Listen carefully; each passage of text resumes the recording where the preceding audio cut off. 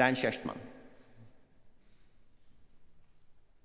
Your discovery of quasicrystals has created a new cross-disciplinary branch of science, drawing from and enriching chemistry, physics, and mathematics. This is in itself of the greatest importance. It has also given us a reminder of how little we really know, and perhaps even taught us some humility. That is a truly great achievement.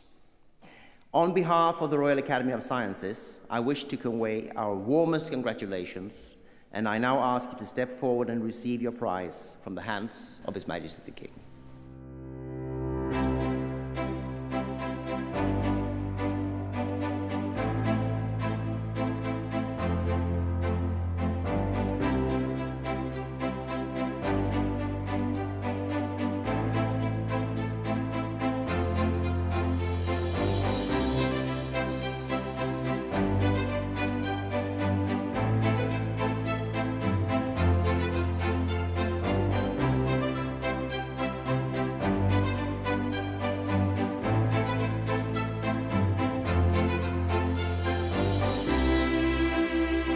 Kada je 8. aprila 1982.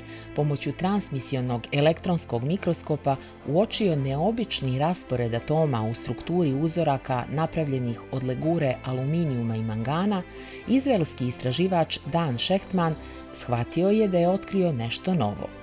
No tog dana nije ni slutio da će ovaj eksperiment preokrenuti 200 godina staru naučnu teoriju po kojoj se čvrsti materijali dijele na kristale, čiji su atomi raspoređeni u uređene strukture, i amorfne materijale, čiji atomi nisu povezani na uređen način. Pred Šehtmanovim istraživačkim okom pojavilo se nešto treće, nešto što je kasnije nazvano kvazikristalima ili kvaziperiodičnim materijalima, a elektronski mikroskop je pokazao raspored atoma koji je uređen, ali nije periodičan.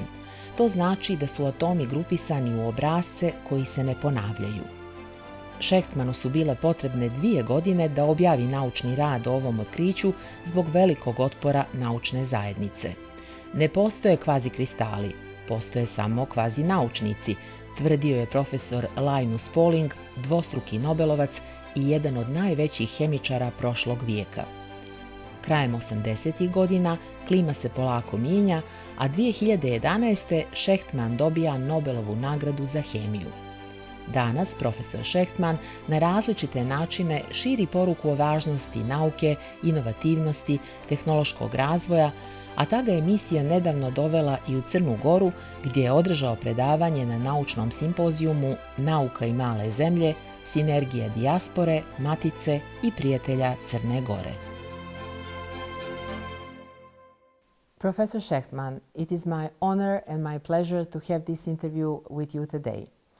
Your famous experiment that led to a paradigm shift within chemistry, or more specifically crystallography, was conducted in the US. Could you give us a broader context? What brought you there back then in 1982? I came there for my first sabbatical from the Technion.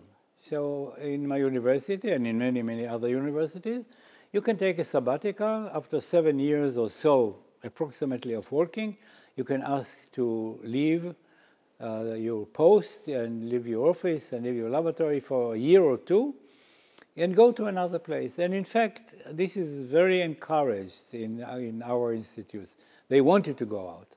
And they wanted to go out because they wanted to bring new ideas and new technologies and new science into your lab. Why did I choose that particular place? There's a story with a moral. And the moral is that our lives are governed by chance. We do not control our lives, even though we think we do. Yes, you control your life when you walk. You make sure you don't fall down. And when you cross the street, you look left and right to see that you control to that level. But the big events, you don't. Take, for example, your partner for life, okay, the husband. Is this the best person in the world for you? Of course not. There is one, but who knows where he is, right? So, you know, you make a selection and you meet somebody in a party or in the library or in your piano lesson and you get together and you get married and you make a family. By chance, you meet by chance. Okay, so why did I go to National Bureau of Standards? In 1979, we had a visitor at the Technion. His name was, he died a few years ago, Professor John Kahn. John Kahn was an eminent scientist, expert in thermodynamics, and he was from NBS, National Bureau of Standards. And he visited us for about half a year. And we knew each other since I was a student. He knew me from years ago. And one day I worked on the electron microscope. I was working, my tool was a transmission electron microscope. And I look at powder particles made of some alloys, aluminum alloys. And I have developed a way to prepare specimens made by these little particles. And I knew that he was interested in that, in the solidification process of these particles. So I leave the microscope, I go out to his office. Microscope is on the basement to prevent movement, and he is on the 6th floor. I knock on his door and I say, hey, John, you want to see something interesting? He says, yeah. So he is coming and says, wow, you can do that? We tried for 2 years to do it and nobody knows how to do that. Come for sabbatical. So where is the chance? I'll tell you where is the chance. I knock on his door, you went to lunch. I'm not here. Okay, just one little example. But he was in the room. So, okay, so he invited me to come, and I made a proposal. I'm getting to exactly to answer. I wrote a proposal for DARPA, Defense Advanced Project Agency, and I was sponsored to do 2 years there. The man that sponsored me knew me from my postdoc years, also in the United States. And he invited me to his office in the Pentagon. And he said, Danny, you wrote a nice proposal, and I sponsor it for 2 years. I want you to do what you promised to do, but do me a favor, run wild. Sponsors never said that. Run wild. I mean, do whatever you want, really. Okay, do what you promised, but also do whatever you want. And he knew me. Even if he wouldn't say I would run wild. So I came to NBS and to work on development of aluminum transition metal alloys for aerospace applications, very applied research. Yes, so an applied science research led to a breakthrough in fundamental science. So you prepared specimens from aluminum manganese alloy and observed them. What did you actually see on the very day of your discovery? In the electron microscope, you do two things. You look at the image and you have a diffraction pattern, electron diffraction pattern. The electron diffraction pattern gives you information about the crystalline structure. The image tells you how it looks like. So I looked at the image and I see something strange. Some of the little crystals there were pitch black, very black. And when you see something which is very black in what we call bright field image using the central beam of the electrons, it means that it scatters electrons so heavily that the transmitted beam has no intensity, or very faint intensity. And I said, wow, that's interesting. What's the diffraction pattern? So I moved to the diffraction pattern. Lo and behold, 10-fold rotational symmetry with no periodicity in the diffraction pattern. What can it be? And I said, well, I have seen this before. I was an experienced electron microscopist, and I studied marine structure before that. These must be twins. Now, twins are defects in crystals, but very special defects in crystals. They are like grain boundary, but very special grain boundary. So angle between the two parts of the crystal are very special, like this. So they look like twins. This is why we call it twin, and this is a twin boundary. Okay. Sometimes in some materials, which I studied before, you see five-fold twins. So 1, 2, 3, 4, 5, which join at a point. It happens in several materials. It happens in diamonds. It happens in aluminum iron alloys. And I knew about it before. And I said, well, let me find the twins, record them, and forget it, because it's not interesting. And I spent the whole afternoon trying to find the twins. There were no twins. So on day one of my research, I knew I have something special. I knew that there are no twins, but I didn't know what it was. I knew what it was not, but I didn't know what it was. And finding out what it was took time. So from the day one of your research, you were sure that you discovered something new.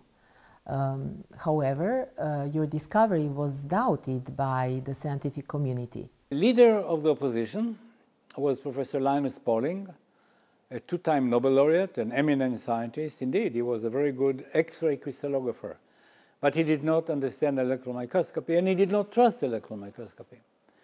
He said he tried to design models that could explain my results by periodic materials.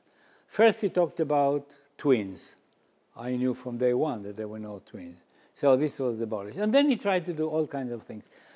It is difficult to explain without pictures his basic mistake, but I can express it in several words. He did not accept irrational numbers into crystallography. Before quasi-periodic materials, crystallography was based on rational numbers, 1, 2, 3, 4. Two-fold rotation symmetry, three-fold rotation, whole numbers. Quasi-periodicity brought into the field of crystallography irrational numbers. Now, what he did was to try to get closer and closer to irrational number by using rational numbers. This is what he was trying to do.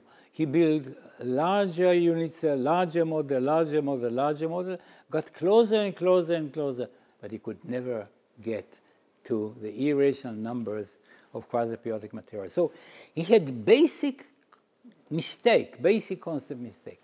I knew that, and my colleagues knew that, but that was that.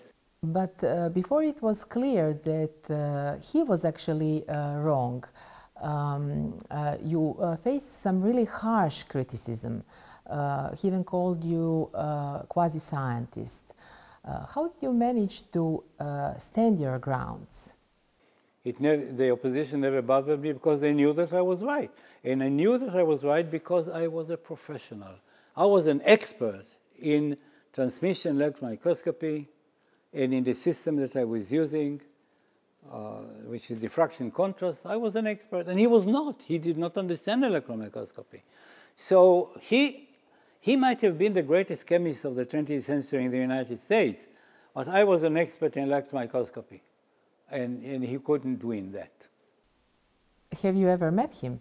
We met twice, yes. Once we met in a conference in which actually they gave me a prize for new materials, and we had dinner together, one-on-one, in a big hall where everybody had dinner and everybody looked to see the feast. No feast. We agreed about everything.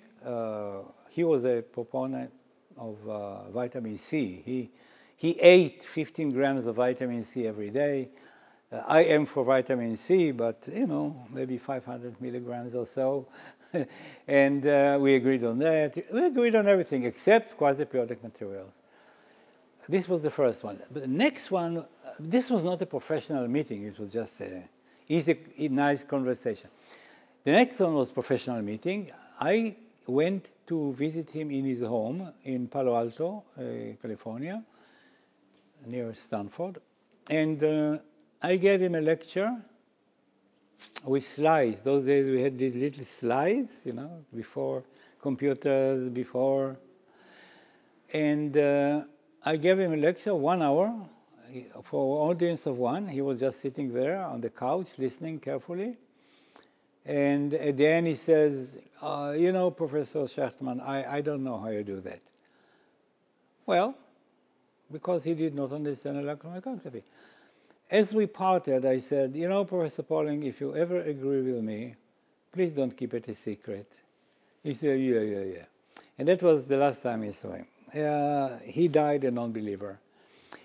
At first, his supporters were huge crowds of people who did not understand anything in it, but he was the sun in the sky, Professor Linus Pauling, and he was, what's his name, Dan Shehtman. So whom are you going to believe, right? But things changed over time, things changed. And at the end of his career, he was so low, he could not publish papers anymore. All his papers on quasi-periodic materials were rejected. The journal told him, hey, this is an established fact. Well, I mean, enough. You cannot fight it anymore.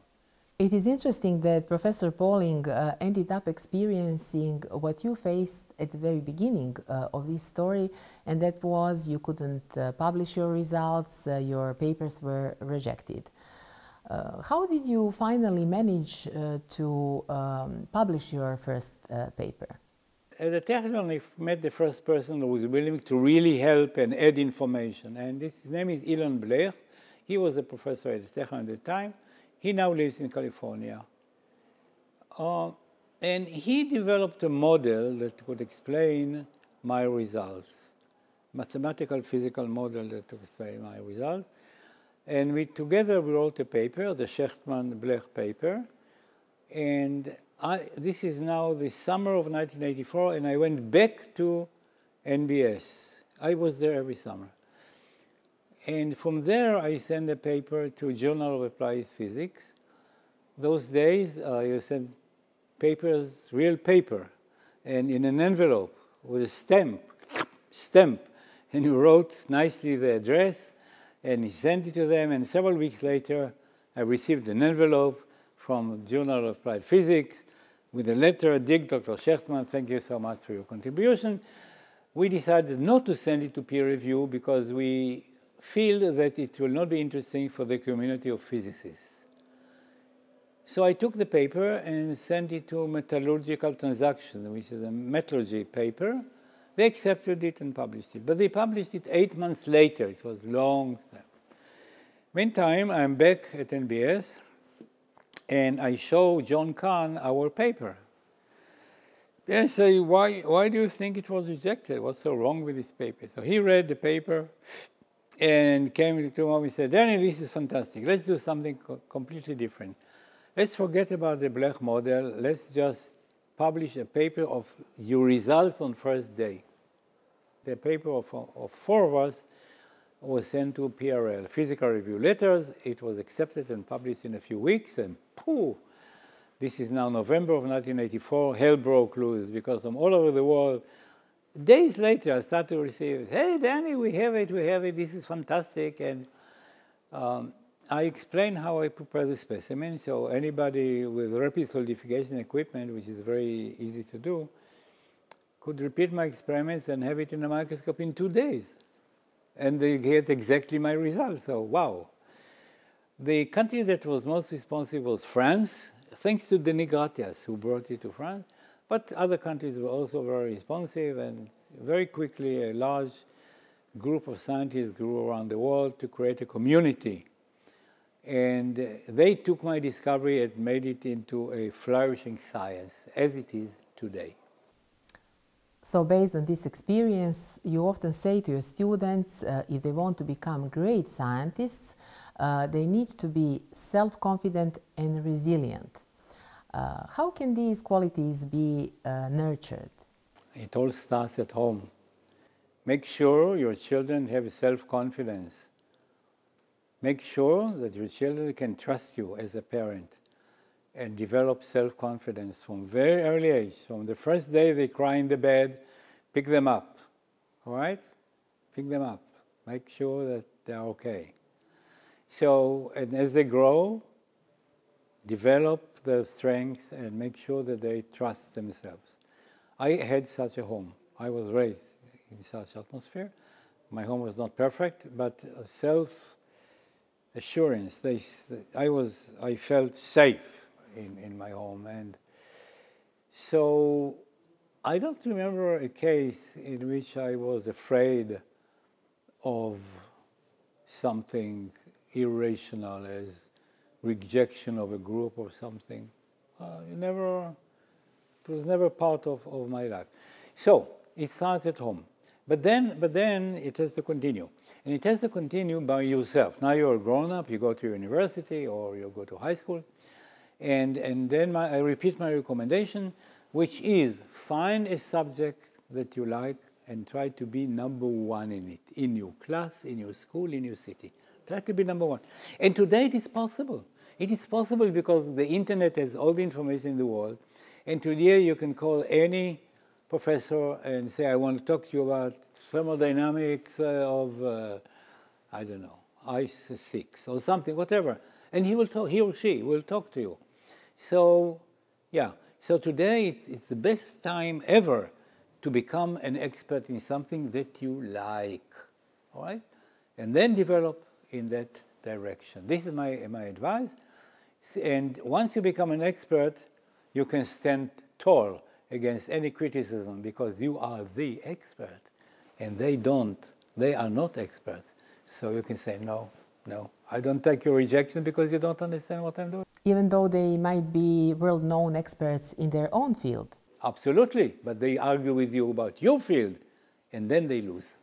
There is an African proverb, it takes a village to raise a child. It means an entire community is contributing to this process.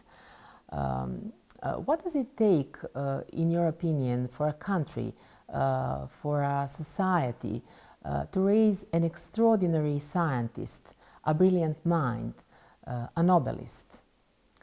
What is needed? Yes. Well, it has to do with democratic values.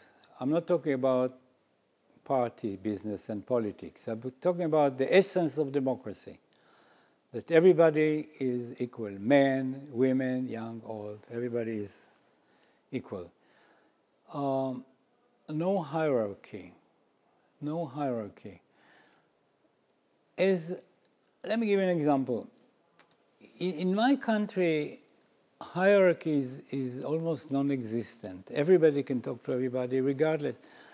And this is maybe because we have a mixture of military service and civilian service and students, and so we have a mixture like this. And let me give you an example. In my class, when I studied for my first degree of mechanical engineering at the Technion, we had a student who is now a friend and neighbor who was a major in the military, in the army. And one of the teachers was in his units, but he was private. So who is more important, the professor? Yes, in the classroom maybe, but then they go to service in the military, so who is more important?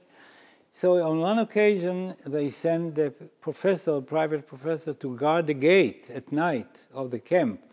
And the major, who was the commander of the whole camp, was so ashamed of the situation, he came and sat with him the whole night. Okay? So there's almost no hierarchy. Another thing, and this is more practical, besides the story. If a bench engineer has an idea to develop a new product for the company, what can he do in a country in which there is high hierarchy? And there are several countries like this in the world. Most countries are like this. He will talk to his boss. Hey, I have this idea. You think that our company can develop it? The boss will go to his boss and say, look, I have a fantastic group. Not Jackson who told me the idea. I have a fantastic group. I have a fantastic group. Look at the idea that I found. He will go to his boss and say, wow, my division is fantastic. Look at the idea. And by the time it gets to the top, to the decision maker, Jackson is forgotten. This is in hierarchical. In Israel, this is not the case.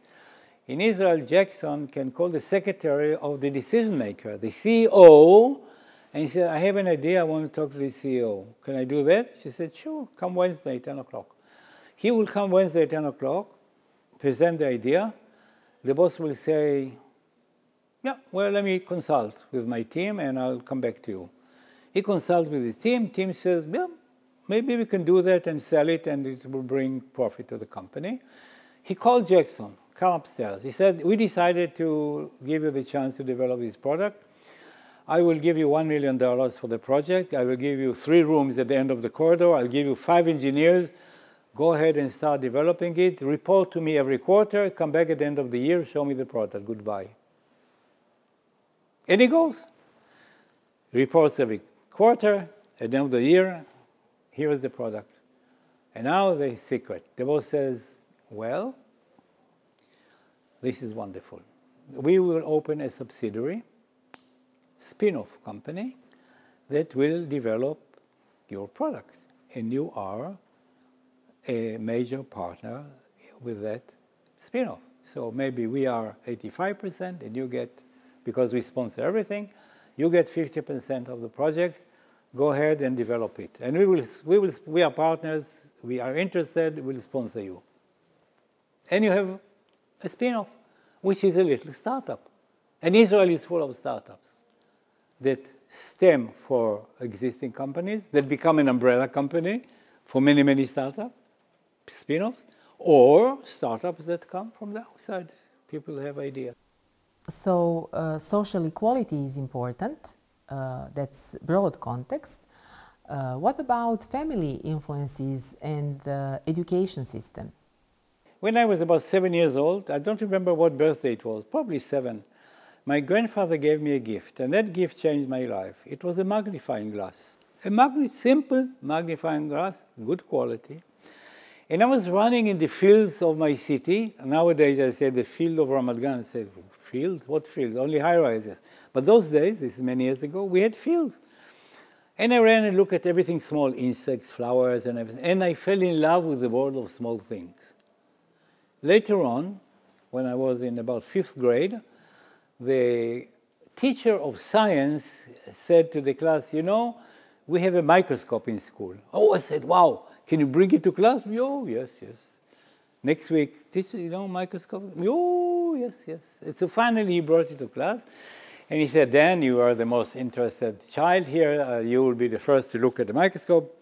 So I came to his desk and looked at the microscope. I could not leave the microscope. He had a leaf there, and you could see the chlorophyll moving in the leaf. Amazing sight. I could not leave the microscope. He says, okay, Dan, sit down, let others see. Oh, wait a minute. And then at the end of the class, I say, can you bring the microscope to the class every week? He said, oh, no, we have other subjects to do. Where's the microscope? In the storeroom. Can I go to the storeroom and work on the microscope myself? He said, no, children are not allowed in the storeroom. Bad teacher. Bad teacher. You see that the child is very interested in something, encourage him or her. Don't tell him, children, go. No, bad.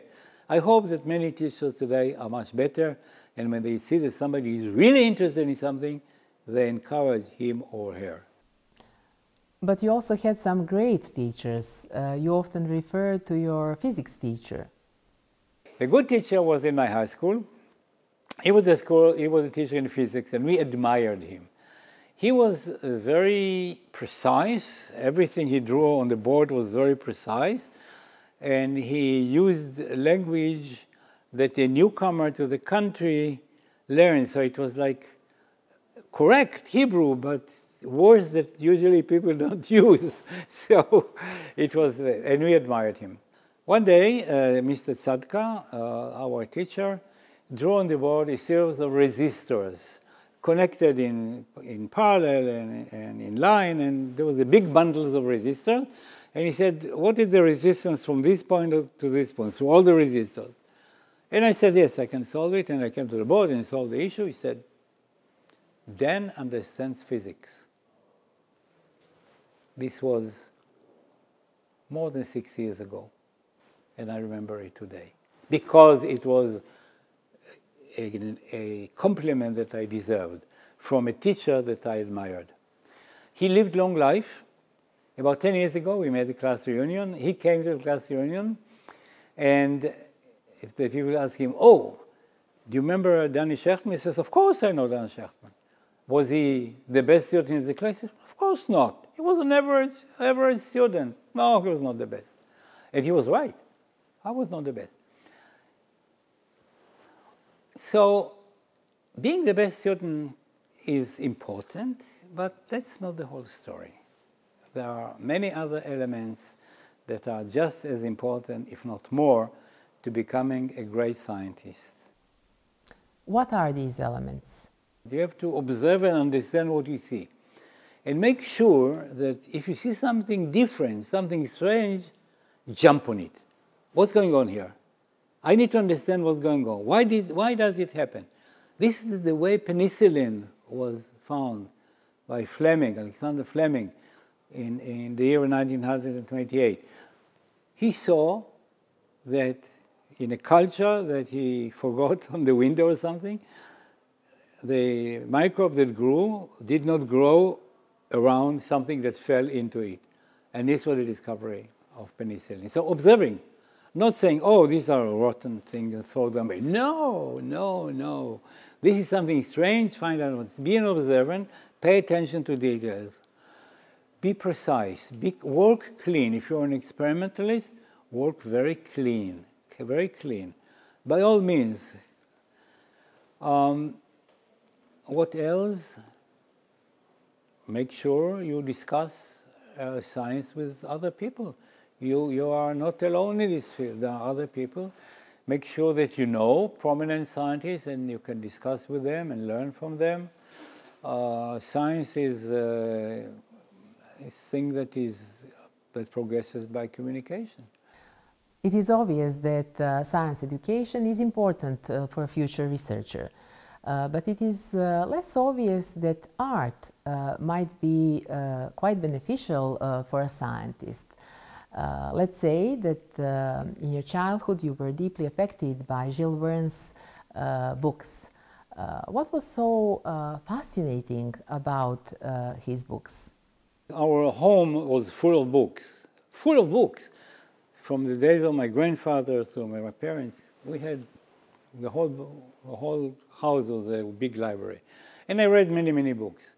And my parents bought me all the encyclopedias in Hebrew that existed at the time. I read the encyclopedia from page 1 to the last page of volume number 6. So I knew many things about the world. I was very curious. But one of the books really affected me. And that book was a book named Mystery Island by Jules Verne, the French writer. And in that book, Mystery Island, there is a group of 5 Americans who are stranded on an island. The island has everything, but no people. And they create modern life as modern life in the days of Jules Verne. And the leader was an engineer. And I wanted to be like him. I wanted to know how to make everything, to know how to lead a group. I wanted to know how to create from very basic things modern life. And this is why I went to the Technion to study mechanical engineering. So again, chance came into my life when I graduated. The year was 1966, a proud Technion certified mechanical engineer. I could not find a job. And I could not find a job because there was a big recession in that year in 1966 in Israel. I could not find a job, and I was already married and had some financial responsibility.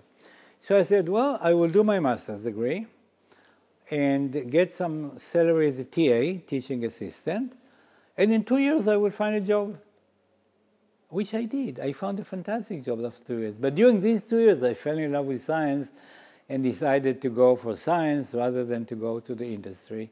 Forgot about mechanical engineering. It was helpful to be an engineer when I did my science. But I decided not to continue being a mechanical engineer, but to continue with science, and I went for my PhD, and that's it. So when you don't find a job, is it good or bad?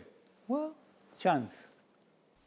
Excellent science is a good foundation for innovations, startups, technological development. You brought this very topic to our scientific symposium, Science in Small Countries, here in Podgorica. Your main point was it is essential for small countries like Montenegro to produce human ingenuity. So why is this so important, and how can this be achieved? Look at the export of Montenegro. You export natural resources. When you make aluminum and sell it, it's a natural resource. You make it by electricity. Your electricity is hydroelectric power stations. So it's again a natural resource. And you sell electricity, again, natural resource. In Israel, we don't have natural resources. What we sell is human ingenuity. And so my recommendation is develop human ingenuity. And I gave in my talk a target. Right now, the GDP per capita of Montenegro is about $10,000. GDP of Israel per capita is $50,000. GDP per capita of Switzerland is probably $90,000. I'm not sure, somewhere there. I said, set your goals to be between Israel and Switzerland. Okay, this is the target. Now think how to do it. And you do it by developing human ingenuity. That means the following. It means good basic education to all, including very good scientific education from very early age. In Israel, I started a program to teach kindergarten children science. I teach kindergarten, I don't do it personally, but I started a program with the mayor of my town, Haifa. And then good high school, and then very good universities. And make sure that you produce as many engineers and scientists as you can. Every country needs more engineers and scientists. But now they are graduating. BSc, Masters, PhD. Now the challenge of Montenegro is to keep them in Montenegro. So how do you keep them in Montenegro? By giving them jobs. If somebody with a PhD in physics cannot find a job here, he will go to Germany or France or United States, and they will be very happy to get him because you invested in him and they get him for free. You don't want that. You want them to stay here. And in order for them to stay here, they need good jobs. So how do you create good jobs? You create a good job by encouraging technological entrepreneurship. You want new startups, many new startups to be created here. New startups need those educated people. They will offer them a good job, and everybody will stay here to develop the country. Professor Shehtman, you have served humanity through your science in so many different ways. I'm curious to know, how has science served you? What has science given to you?